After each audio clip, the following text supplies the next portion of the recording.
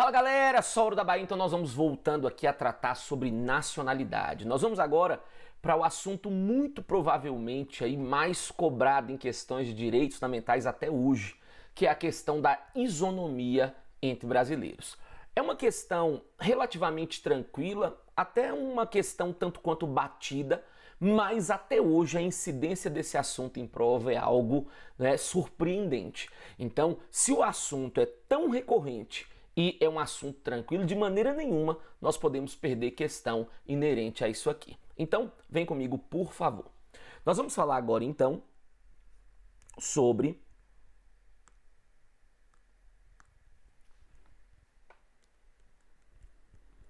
a isonomia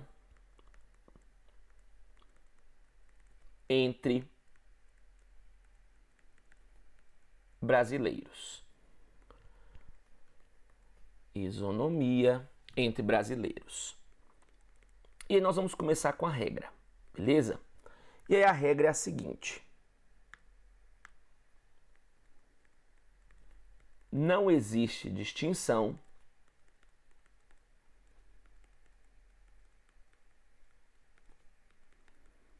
entre nato e naturalizado. Não existe distinção entre nato e naturalizado. Agora, observem aqui comigo, por favor, pessoal. Eu quero que você entenda o seguinte: em regra, nós devemos tratar natos e naturalizados com isonomia, devemos tratá-los com igualdade. O próprio artigo 12, ele fala assim, ó: a lei não poderá estabelecer distinções entre brasileiros. Eu quero que você entenda o seguinte, pessoal: o único instrumento idôneo, o único instrumento certo para que você possa criar distinção entre nato e naturalizado é a própria Constituição. Então, se porventura uma lei ordinária ou uma lei complementar vem estabelecendo esse tipo de situação, não tem conversa. Ela vai ser julgada inconstitucional, porque a própria Constituição, mais uma vez eu reitero, menciona que a lei não poderá estabelecer distinções entre brasileiros, beleza? Agora, aproveitando o ensejo aqui, se você pegar o artigo 19 da nossa Constituição, ele trata sobre as vedações federativas. E quando você pega, ele fala assim, olha, é vedado a União, Estados, DF, municípios. Aí tem lá: criar igrejas, subvencioná-las, manter aliança ou relação, salvo os casos de interesse público, recusar fé a documentos públicos e qual é a última vedação? Criar preferências ou distinções entre brasileiros. Então, hoje é uma vedação para todos os entes da federação criar preferência ou distinção entre brasileiro. Então, só para corroborar essa regra aqui, para não ter problema, nós vamos lembrar o seguinte. Então, ainda lembrando que eu estou aqui com base na regra. Lembrando que a lei não poderá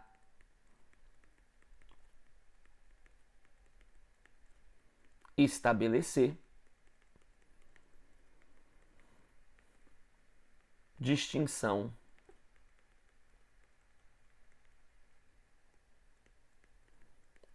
entre brasileiros. Segundo detalhezinho ainda para consolidar essa questão da regra, nós vamos lembrar que isso aqui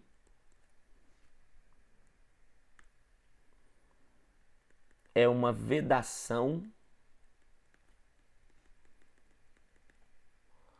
federativa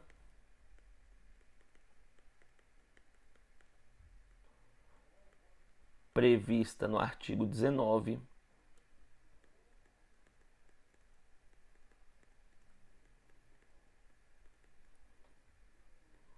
criar preferência ou distinções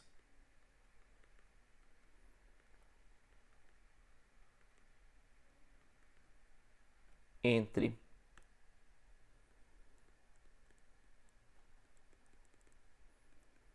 brasileiros. Beleza? Então, pessoal, vem aqui comigo, por favor. Nós já sabemos então a regra e nós sabemos que em regra nós precisamos, por uma imposição constitucional, tratar nato e naturalizado com isonomia, precisamos tratá-los com igualdade.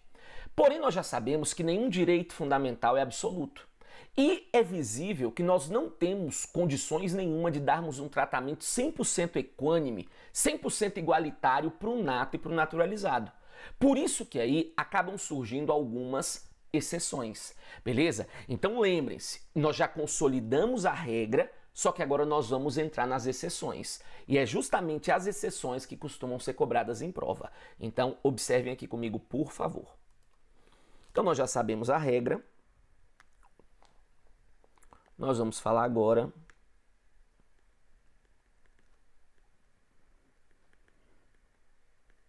das exceções. E aí nós vamos começar aqui falando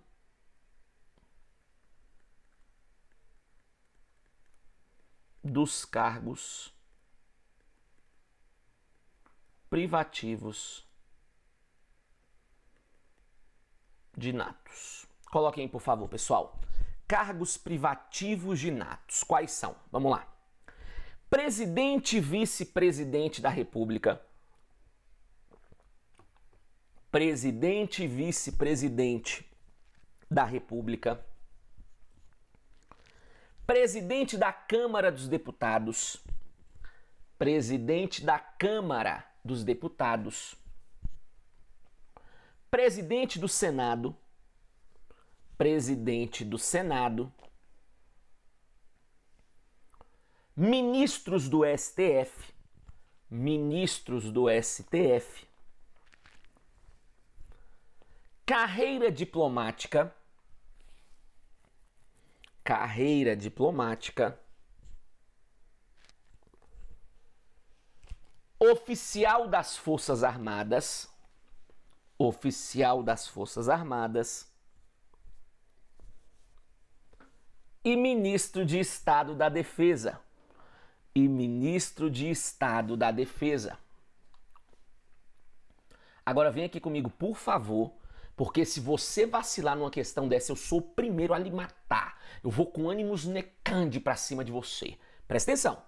Presidente e vice-presidente da República, óbvio. Nós não podemos colocar alguém que não tenha vínculo originário com o nosso país para conduzir a soberania dele. Se colocando pessoas que têm vínculo originário já dá problema de vez em quando, imagina diferente dessa situação. Aí vem, presidente da Câmara e presidente do Senado, entendam, nada impede um naturalizado de ser deputado ou senador. Ele não pode subir à presidência da Casa Legislativa, até porque lá no Executivo nós aprendemos que os cargos de presidente da Câmara e presidente do Senado são eventuais substitutos do presidente da República. Aí vem ministros do STF. Então os 11 precisam ser brasileiros natos, beleza? Carreira diplomática, oficial das Forças Armadas e o ministro da Defesa. Como eu costumo sempre falar, no Brasil nós temos muitos ministérios. Agora, o único que é privativo de nato é o da Defesa. Todos os demais podem ser ocupados por natos e naturalizados, beleza? Todos os demais. Eu tô te falando isso porque tem dois que o examinador gosta muito de colocar em prova. O da Justiça e o das Relações Exteriores. Esses aí podem ser ocupados por natos ou naturalizados sem problema, beleza? Agora, devido a esses cargos, alguns outros acabam vindo por desdobramento. Como assim, professor? Vou te dar um exemplo. O presidente do CNJ, o presidente do Conselho Nacional de Justiça tem que ser nato. Por quê? Porque o presidente do CNJ é o presidente do Supremo. Outro exemplo, dos 7 ministros que nós temos no TSE, no Tribunal Superior Eleitoral, no caso, 3 precisam ser natos. Por quê? Dos 7, 3 vêm do Supremo, 2 vêm do STJ e 2 são advogados. Outro caso, lá no Superior Tribunal Militar, dos 15 ministros, 10 precisam ser natos. Por quê? 4 são oficiais generais do Exército, 3 da Marinha, 3 da Aeronáutica, beleza? Aí você tem lá 5 civis, 3 advogados, um membro do MP e um juiz auditor. Esses aí podem ser natos ou naturalizados, não tem problema. Então, alguns outros casos na Constituição acabam aparecendo, obviamente, mas em virtude desses aqui. Por isso, infelizmente, não tem o que fazer. Tem que memorizar. São cargos privativos de brasileiros natos. Presidente e vice-presidente da República, presidente da Câmara dos Deputados, presidente do Senado Federal, ministros do STF, carreira diplomática, oficial das Forças Armadas e o ministro de Estado da Defesa. Ok? Próximo caso, coloquem aqui, por favor. Falamos dos cargos, agora vamos colocar assim, ó. função. Função. Aí coloquem assim na função, por favor. 6 cidadãos natos. 6 cidadãos natos que compõem o Conselho da República. 6 cidadãos natos que compõem o Conselho da República. Entre parênteses, vamos colocar aqui, só para não ter problema. Artigo 89 da Constituição. Agora vem aqui comigo, por favor. O Conselho da República, sendo bem sincero, é um órgão que não serve para muita coisa. Como assim, professor? O artigo 90, ele fala que o Conselho da República se manifesta em 4 casos. Estado de defesa, estado de sítio, intervenção federal e quando se tem instabilidade nas instituições democráticas. Então, antes do presidente tomar qualquer medida com relação a essas situações, o presidente ele é obrigado a pedir o parecer do Conselho, ok? Só que aí que tá. O Conselho ele vai se manifestar de forma extremamente espasmódica. Só que quando ele se manifesta, o parecer dele é meramente opinativo. Ou seja, não vincula a atuação do presidente. Então, peraí, o Conselho se manifesta uma vez na vida e uma vez na morte. E quando se manifesta, não tem nada vinculante. Então, vai ser cobrado mesmo só na prova. Só que tem um detalhe para a prova. Pega agora aí na sua casa, por favor, o artigo 89. E aí, você vai acompanhar aí comigo que o artigo 89, ele fala da composição do Conselho, certo? Agora me ajuda aí. Quem hoje nós temos no Conselho? O vice-presidente da República, certo? Aí vem o presidente da Câmara, o presidente do Senado, os líderes da maioria e minoria da Câmara, os líderes da maioria e minoria do Senado, o ministro da Justiça e 6 cidadãos natos maiores de 35 anos. 2 escolhidos pelo presidente, 2 pela Câmara, 2 pelo Senado, com um mandato de 3 anos, sendo vedada a recondução. É isso que o texto fala, ok? Só que olha onde eu tô querendo chegar. Ele chega na prova e pergunta assim, gente... Um brasileiro naturalizado pode ser membro do Conselho da República? Um brasileiro naturalizado pode ser membro do Conselho da República? Claro que pode. Eu acabei de falar que no Conselho você tem líderes da Câmara, você tem líderes do Senado e você tem o ministro da Justiça. Um naturalizado ele pode ingressar por um desses cargos. Agora, o que um naturalizado não pode é ser um dos 6 cidadãos do Conselho, porque esses aí, por imposição constitucional, precisam ser natos. Então, mais uma vez, vou repetir. Um brasileiro naturalizado pode ser membro do Conselho da República, desde que não seja nos cargos reservados aos 6 cidadãos. Ok? Agora, temos aqui uma terceira exceção importante que nós vamos colocar agora, que é com relação à extradição. Essa aqui nós já vimos no artigo 5º, né? Mas ela também pode ser cobrada aqui sem nenhum problema. Então coloquem assim. O brasileiro nato jamais será extraditado. O brasileiro nato jamais será extraditado.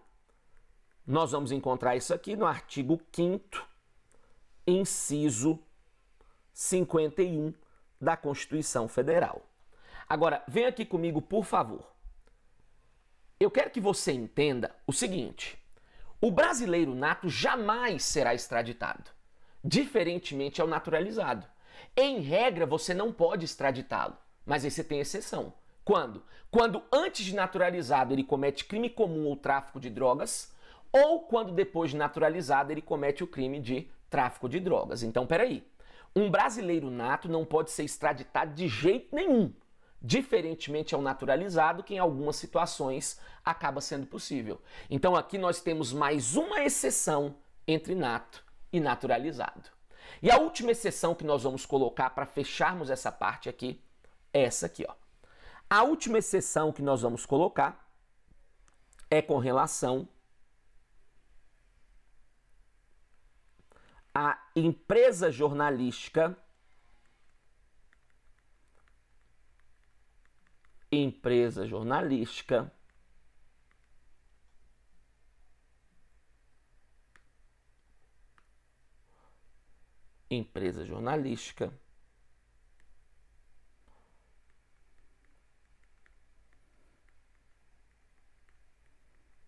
radiodifusão.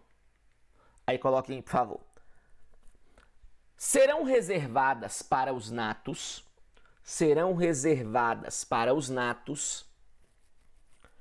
e naturalizados há mais de 10 anos.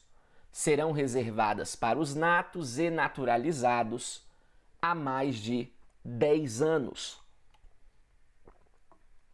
Entre parênteses, nós vamos encontrar essa questão aqui no artigo 222 da Constituição Federal. Então vejam aqui comigo, por favor, pessoal.